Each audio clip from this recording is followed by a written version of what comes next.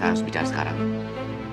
Saya mau kita bercerai. Dan di awal trailer kalian bisa melihat Dinda yang begitu sangat terkejut ketika mendengar ternyata Roy mau cerai sama Dinda. Sementara itu terlihat Kelvin yang begitu marah sama Ayunda, bahkan dia sampai menabur uang ke atas kepalanya Ayunda. Kamu mau kita cerai? Iya.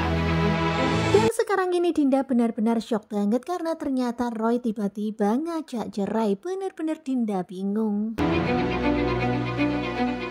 Anda jangan pura-pura nggak tahu. Terlihat sekarang ini Ayunda begitu sangat shock melihat apa yang dilakukan Kelvin kepadanya. Kemudian Kelvin pun berkata-kata pedas pada Ayunda. Saya sudah tahu semuanya. Anda itu bukan hanya selingkuhan Om Erwin. Dan tentu saja Ayunda shock banget ya ketika ternyata mendengar Kelvin mengetahui semuanya itu. Ayunda nggak hanya berselingkuh dengan Erwin tetapi juga dengan papanya Kelvin. Tapi Anda juga berselingkuh dengan papa saya. Astaga. Terlihat Ayunda yang langsung terdiam, pastinya bingung banget mau ngomong apa. Kevin udah tahu soal itu.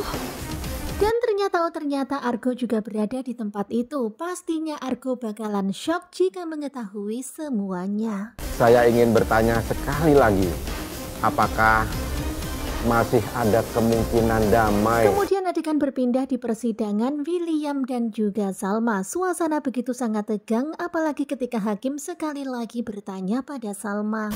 Karena mediasi dinyatakan gagal, maka... Dan ternyata Salma berkata kalau keputusannya sudah bulat untuk bercerai dengan William. Keputusan saya sudah bulat.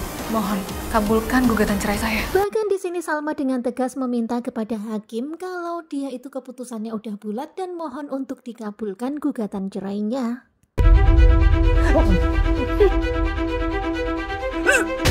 Tetapi kalian bisa lihat ya ketika hakim mau ketuk palu, ternyata tiba-tiba Salma mual-mual.